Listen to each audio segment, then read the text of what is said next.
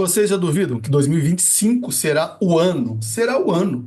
Não há dúvida disso. Será um ano histórico. Diversas situações, diversos acontecimentos já estão claramente caminhando no sentido de tornar 2025 o ano que será, sem dúvida nenhuma, marcante para todos aqueles que acompanham as questões do mundo da política, do mundo do direito. Vocês sabem que esses são os temas que nós abordamos aqui. Eu sempre acrescento, além de tudo, a filosofia, porque é a filosofia que nos dá, né, a capacidade de análise crítica, de enxergar as coisas um pouco além, né, do que a grande maioria, né, acaba ficando, muitas das vezes apenas na superficialidade das análises ou da forma como enxergam os fatos, sobretudo quando se tratam de questões relacionadas com a política. Por isso que a gente tem que fazer, né, esse esforço de trazermos aqui análises que sejam o máximo possível, né, próximas da verdade dos fatos. Eu sei que isso é uma questão muitas vezes polêmica,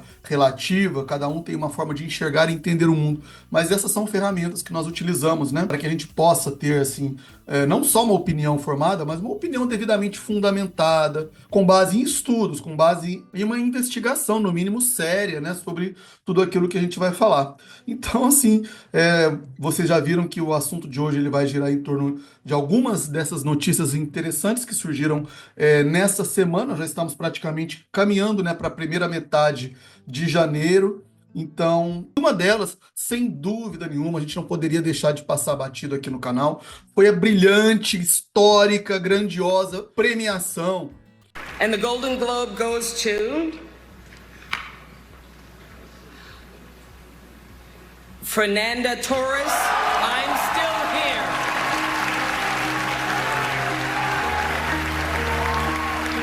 This is Fernanda Torres' first nomination and first win. Que nós recebemos, nós como povo, como cultura, todos aqueles que amam o cinema e a nossa história, que precisa tanto ser lembrada, né? E esse filme, Ainda Estou Aqui, do Walter Salles, contando a história do período da ditadura, do desaparecimento e morte da Rubens Paiva, baseado no livro do seu filho, o Marcelo Rubens Paiva. Um assunto que, inclusive, eu já trouxe aqui num dos últimos vídeos aqui do canal. Vou deixar aqui a indicação para que vocês possam eventualmente assistir. Um assunto que eu sempre digo, para mim, é um assunto muito caro, um assunto que me toca e que me chama a atenção, considerando que o meu tema do doutorado abordou a questão da justiça de transição.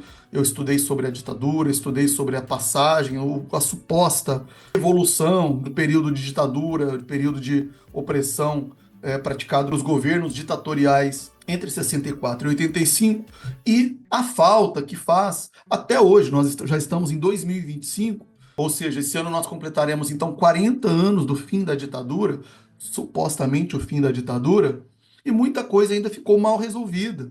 Muita coisa não foi ainda devidamente esclarecida. Os crimes da ditadura não foram devidamente apurados por conta da lei de anistia. É sobre isso que trata, inclusive, esse meu último vídeo, por conta de uma decisão recente que foi tomada pelo ministro Flávio Dino e que muito provavelmente, esperançosamente, teremos então uma reanálise, uma possível reanálise e reinterpretação da lei de anistia em razão de uma DPF, uma arguição de descumprimento de preceito fundamental. Desde 2010, foi sobre isso, inclusive, o meu doutorado, a minha tese de doutorado, e desde então essa questão ainda está mal resolvida, mal solucionada.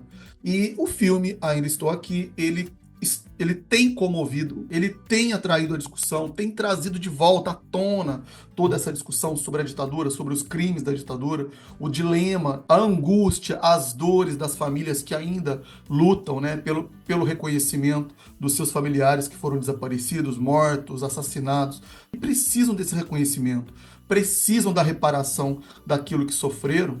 E até hoje isso não foi devidamente apurado, investigado concretamente. E existem muitos criminosos, militares, né, ainda, que inclusive recebem os seus salários, as suas aposentadorias, tendo sido torturadores, assassinos. Isso a gente não pode admitir como uma civilização, como sociedade, que quer superar os seus dilemas do passado para poder caminhar para o futuro. Aliás, eu vejo muitas pessoas, infelizmente, inclusive ditos da esquerda, da centro-esquerda, que muitas das vezes alguns não chegam a ser tão a ponto de serem negacionistas, como a gente vê, né, nesses grupos de direita e extrema-direita, mas ainda assim tratam com descaso, com menosprezo, acham que isso é uma bobagem, que isso já passou, que nós já superamos. E não superamos.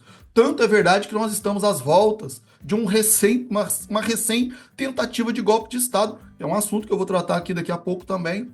Temos 3 assuntos, todos eles interconectados aqui para tratar nesse vídeo, e que demonstram que essa questão ainda é extremamente atual.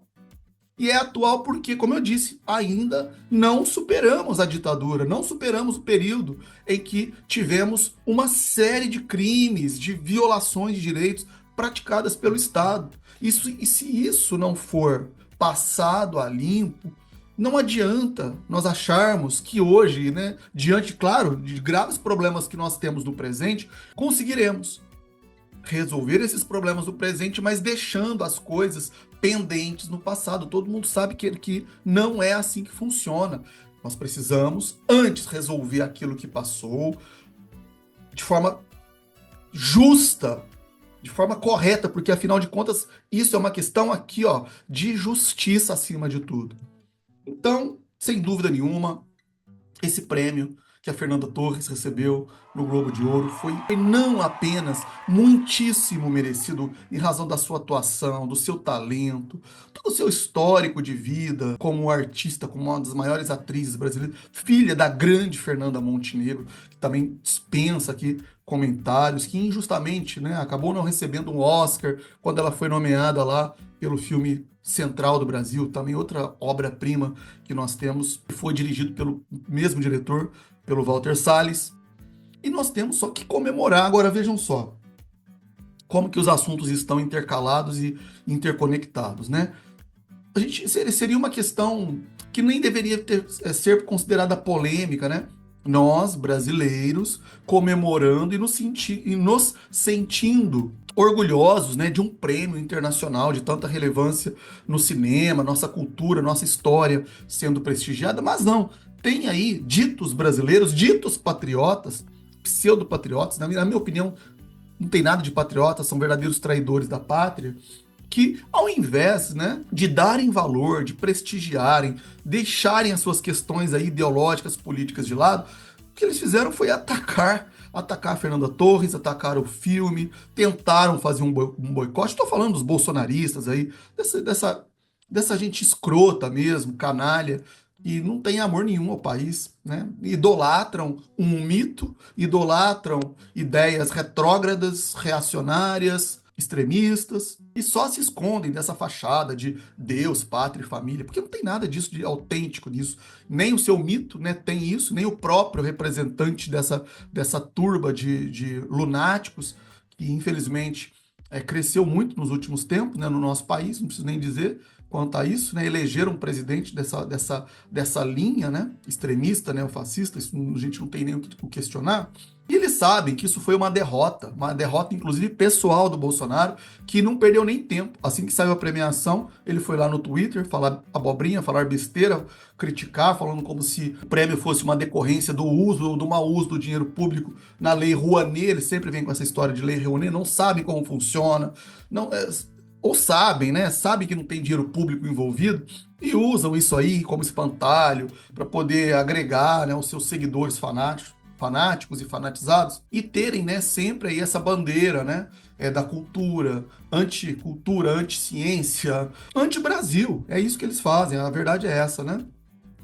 E espalham fake news, porque o filme não foi, durante a semana, essa mentira já foi esclarecida, não houve financiamento por meio da Lei Rouanet para esse filme. Aliás, o Walter Salles, se vocês pesquisarem aí, o Walter Salles é milionário, bilionário, filho de bilionário, banqueiro, né? Então, o que eles menos precisam é desse tipo de financiamento público. Depois surgiu outra fake news aí de uma maluca aí bolsonarista falando que o prêmio tinha sido comprado. Olha aí onde que o governo está gastando o nosso dinheiro. São bobagens atrás de bobagens, né? Mas, de novo, isso tudo por quê? Porque há um elemento pessoal, ideológico e político envolvido em torno de toda essa questão aí. né? Inclusive, me chamou a atenção também um Twitter do tal lá, do Peter Jordan. Ele tá sempre envolvido nessas polemiquinhas da direita, da esquerda. Né, ele já se enrolou com essa história de ser de direita ou não, de ser apoiador ou não do Bolsonaro. Eu não vou ficar aqui entrando em detalhes sobre isso. Mas o fato é que ele soltou um tweet, até eu consideraria assim, né? Foi uma atitude, vamos dizer assim, nobre, né, da parte dele. Eu acho que ele fica nessa tentativa de se desvincular ou de se desvencilhar dessa turma aí, né? Ele já percebeu que não é legal ficar sendo associado com essa galera e fez lá um tweet correto, vou colocar aqui depois para vocês, dizendo, né, que, pô, vamos tentar aí, né, fazer isso que eu tô falando aqui, né, vamos deixar a política de lado, as ideologias de lado, vamos comemorar, isso é um prêmio do nosso povo, da nossa arte, do nosso cinema, então vamos deixar as nossas diferenças de lado e vamos aplaudir aí, né, porque é um prêmio merecido e tudo mais. Pô, bastou isso para vir lá uma enxurrada de comentários, tal de Mafinha, eu até dei uma nele lá, demonstrando e deixando claro, né, o posicionamento deles, de que eles rechaçam mesmo a cultura brasileira, de que eles fazem esse relativismo com relação à ditadura, que para eles consideram que a ditadura não existiu, e aí eles resgatam um outro assunto que eu já vou emendar aqui logo na sequência, que é o que eles chamam hoje de ditadura do judiciário. Ai, porque estão perseguindo a galerinha do 8 de janeiro, estão perseguindo o mito, estão perseguindo o Bolsonaro com essa questão de golpe. Então faz esse paralelo aí ridículo, que não tem nada a ver uma coisa com a outra, né? Justamente para poder justificar isso, de que eles vão atacar quaisquer tipos de avanços que a gente obtenha, independentemente se isso é do governo Lula ou não. Eu sinceramente não estou nem aí para isso. O fato é que o prêmio veio para o país, foi merecido, é uma grande obra, ainda estou aqui, é uma obra necessária que precisa ser assistida, ou se vocês preferirem, lido, né, o livro, porque isso faz parte da nossa história, da nossa memória, que precisa, mais uma vez, eu vou reforçar isso, precisa ser resgatada para que situações como 64 não se repitam, para que situações como essas que ocorreram durante os 4 anos do governo Bolsonaro não se repitam, tentativas de golpe, que essa seja a última que nós tivemos que enfrentar e temos que enfrentar com rigor da lei, com base na Constituição, garantindo-se, evidentemente, todas as regras do devido processo legal para aqueles que eventualmente estiverem sendo acusados e o serão. E com base nos elementos que nós já tivemos acesso até o momento, e agora eu já vou entrar nesse assunto, é evidente, Bolsonaro e toda a sua família, todo o seu entorno golpista, atuou de forma evidentemente clara e objetiva e concreta no sentido de tentarem um golpe de Estado no Brasil. Não deu certo, não funcionou, felizmente.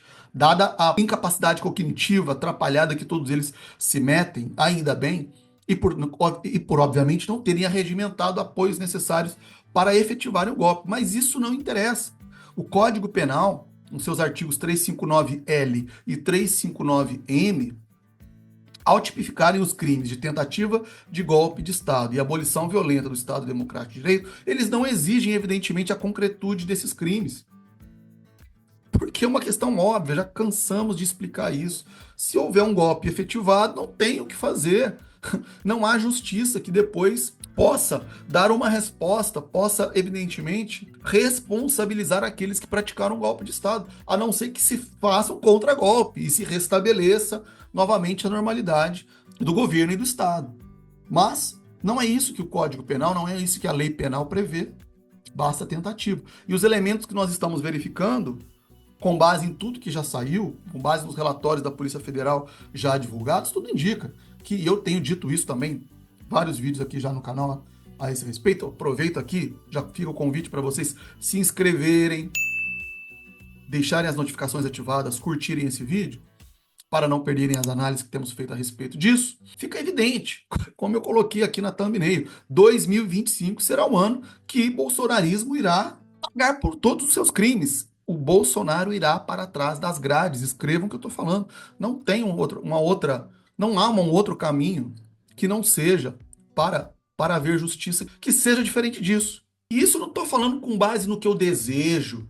Não desejo que ninguém seja preso, que ninguém seja punido por algo que não fez, evidentemente. Mas as evidências são muito fortes, as provas que já foram divulgadas, elas ultrapassam o mínimo necessário para que possamos considerar como evidentemente caracterizado esses crimes, inclusive outro crime que tem sido atribuídos a todos eles, que é a formação de uma organização criminosa voltada para justamente perpetrar, né, toda essa trama golpista que envolveu tentativa de assassinato de autoridades, atos terroristas com uso de artefatos explosivos, todas as estratégias propagandísticas no sentido de desacreditarem as instituições públicas, como o próprio TSE, as urnas eletrônicas, para se criar um clima de caos no país, como se estivessem ocorrendo fraudes eleitorais para beneficiar A ou B.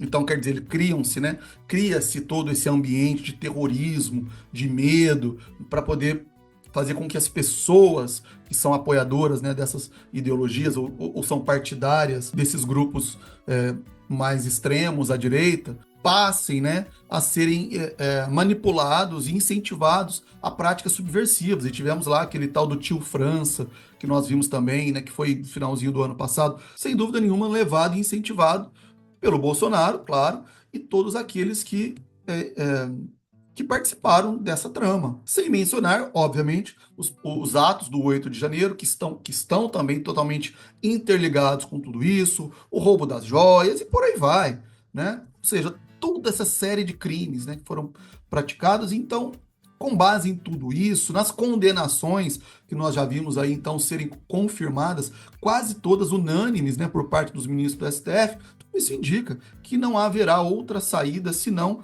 considerarmos que Bolsonaro irá ser condenado e eventualmente e evidentemente preso com penas altíssimas.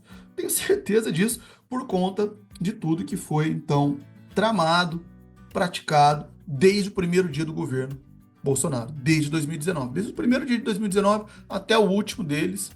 Isso inclusive também ficou muito claro nos relatórios da Polícia Federal. E aí vem, né? Eu não vou deixar de falar aqui as versões, as tentativas, né?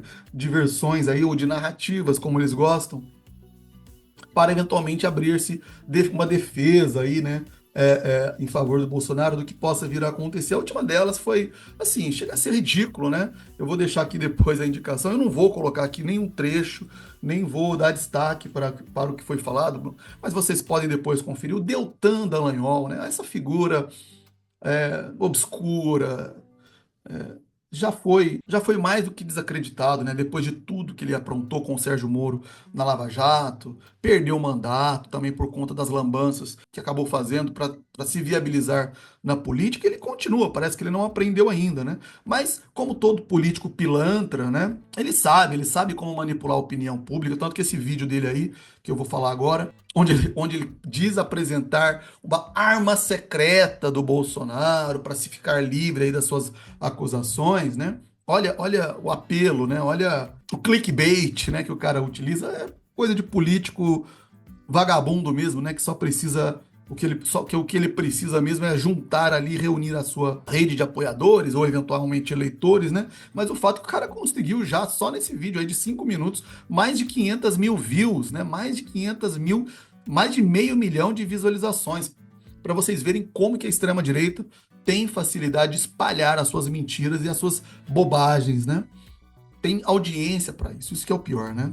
Mas aí ele vem com essa de que Bolsonaro tem uma arma secreta. E nada mais é do que uma troca de advogados, né? A contratação de um advogado criminalista, tudo bem, é bastante renomado, né? Mas isso, ao meu ver, só demonstra desespero, né? Ou seja, o sujeito está trocando de advogado um atrás do outro. Já teve aquele maluco daquele Youssef, depois o Weingarten, agora teve lá o Amador Bueno, não sei o que Bueno, né, que ainda está, claro, na equipe de advogados, e agora mais esse, é o Celso Vilardi, e que segundo o Deltan, o messiânico, né, o ladrão de galinha, segundo Gilmar Mendes, seria uma arma secreta, porque ele teria capacidade de barrar o que eles chamam de perseguição política contra o Bolsonaro. E é uma besteira total, uma falácia total. Primeiro porque não está havendo perseguição política coisíssima nenhuma, como eu já explorei aqui, exploro em outros vídeos do canal, os fatos e os elementos de prova abundam, são em excesso, inclusive, e a gente vai ver isso logo, logo, quando a denúncia finalmente for apresentada pela Procuradoria-Geral da República. E será! Já estamos muito próximos desta denúncia da Procuradoria-Geral da República, que inclusive o Paulo Gonet cancelou o recesso do final de ano. Vocês sabem, né, que todos nós, advogados, o judiciário, todo, né, com uma certa razão e justiça, nós merecemos, pelo menos advogados merecem, a gente trabalha pra caramba, e eu mesmo não parei no recesso. Mas enfim, o PGR ele cancelou o recesso para dar prioridade à denúncia do Bolsonaro. Então já tá aí, já tá no forno já, praticamente. Por isso o foguinho aí, por isso essas chamas aí em torno da thumbnail desse vídeo. O Bolsonaro já está assando, né? Já está preparadíssimo para receber então essa acusação de fato formal por conta dos seus crimes, por conta da perpetração dessa trama golpista praticada ao longo de todo o seu governo. Considerando que o 8 de janeiro só foi a cerejinha do bolo, né? Ao final, essa manipulação dessa galera toda aí em frente aos quartéis sendo manipulados e utilizados, né, como massa de manobra para se tentar um levante que, felizmente, como eu já disse aqui, não aconteceu. Então tá aí, a denúncia já tá para sair. Nós teremos com certeza mais detalhes, mais elementos depois para podermos analisar. E mais uma vez, fiquem por aqui, se inscrevam no canal, que vamos trazer muitas análises relacionadas a isso. E o último ponto que eu ia trazer aqui, rapidamente também, envolvendo tudo isso, né? Foi a última que saiu agora, na última sexta-feira, né? Essa conversinha fiada de que o Bolsonaro teria recebido um convite para participar da posse do outro extremista, né? Onde que ele se inspira, o extremista de direita, Donald Trump, e que ele teria recebido um convite para participar da posse. Como ele está com o passaporte retido, por conta daquela passeadinha que ele deu, né? Passeadinha nada, foi tentativa de fuga, né? Na embaixada da Hungria, ele teve o seu passaporte retido, como medida alternativa à prisão. Eu defendi a prisão do Bolsonaro naquela ocasião, mas o Paulo Gonet, sabe-se lá por quê, o próprio Alexandre de Moraes entenderam que não havia, de fato, provas suficientes para sustentar uma prisão preventiva naquela época e apenas e suficientemente apreenderam o passaporte do Bolsonaro. Agora, vocês acham que se realmente ele conseguir sair do país, seja para a posse do Trump, que é mentira, tá, pessoal? Analisem aí, esse convite coisíssima nenhuma, um e-mail sem destinatário, sem timbre oficial da Casa Branca, fake news total. E o Alexandre de Moraes, corretamente, determinou que a defesa do Bolsonaro apresentasse lá, então, um convite oficial, que não vai acontecer porque não existe. O tal do e-mail foi em nome do Eduardo Bolsonaro, outro picareta que precisa ser preso mais cedo ou mais tarde também. Não era ele que dizia que bastaria um cabo e um soldado, sei lá, um jipe, nem precisava de um jipe para poder fechar o STF? Pois é, não foi ele que exaltou a ditadura em plenário? Pô, pelo amor de Deus, né, gente? Então, assim, olha o ridículo que eles se submetem, né? Não ter a capacidade de juntar uma prova, um documento oficial para poder justificar, então, a eventual devolução do passaporte, que não vai acontecer. Não vai acontecer. O Alexandre de Moraes não é trouxa de liberar aí um golpista covarde, que a gente sabe que ele se deixar, ele vai fugir mesmo, vai para os Estados Unidos e vai voltar. É óbvio, né? Tudo bem que poderia colocar depois a Interpol atrás do cara, né? Mas aí tem um monte de golpista lá, Alan dos Santos, aquele tal do neto de ditador lá, aquele tal de Figueiredo, que eu esqueci o primeiro nome dele. E uma galera aí que já fugiu, são fugitivos da justiça. Bolsonaro seria mais um, né? Então não vai rolar, não vai sair do país, não. Vai ficar aqui bonitinho esperando a denúncia do Paulo Gonet, vai apresentar a sua defesa, suas provas, vai passar por tudo bonitinho, no final vai sofrer uma cana, vai ser condenado, mais de 30 anos, podem escrever isso e fiquem aqui no canal para depois me cobrarem por tudo isso. Tá bom, pessoal? Essa é a primeira vez que eu vou fazer isso aqui no canal, mas muito provavelmente eu vou repetir isso outras vezes. Eu quero convidá-los a conhecer esse livro digital, que é um projeto que eu estou finalizando, basicamente já está pronto. Por isso, inclusive, eu já estou oferecendo ele na pré-venda, que é um livro de introdução à filosofia, é um e-book ilustrado, um guia ilustrado de filosofia, que eu tenho certeza vocês não encontrarão nenhum parecido com ele no mercado. Eu faço um panorama geral da filosofia. Eu fui professor de filosofia por mais de 11 anos, nos cursos de direito da graduação, e todo o material que eu reuni ao longo de todos esses anos, desde 2009, ou seja, já se passaram mais de 16 anos, e como eu sempre fiz com os meus alunos em sala de aula, eu procuro mostrar como que a filosofia, por mais que os conceitos existam há mais de 2.500 anos, são plenamente aplicáveis e compreensíveis para que possamos entender a sociedade atual, os nossos dilemas atuais e, claro, fazer referência com a cultura pop, com as artes, com a música, com o cinema. É sobre isso que trata, então, esse livro, Uma Introdução à Filosofia, como desenvolver a habilidade de pensar, obviamente, criticamente. Fica o convite para vocês aderirem à pré-venda. O link está aí na descrição do vídeo. Não deixem de se inscreverem aqui no canal para acompanhar essas análises da trama golpista. Deem o seu like, isso ajuda muito para que esse vídeo possa chegar a outras pessoas que também possam gostar desse tema. É muito difícil falar de política aqui no YouTube. Não é um assunto que agrega. Não é um assunto que a plataforma parece ser queridinha da plataforma. É muito difícil. Então, conto com vocês aí ajudarem na divulgação, porque vocês já sabem, estamos aqui para sairmos da caverna.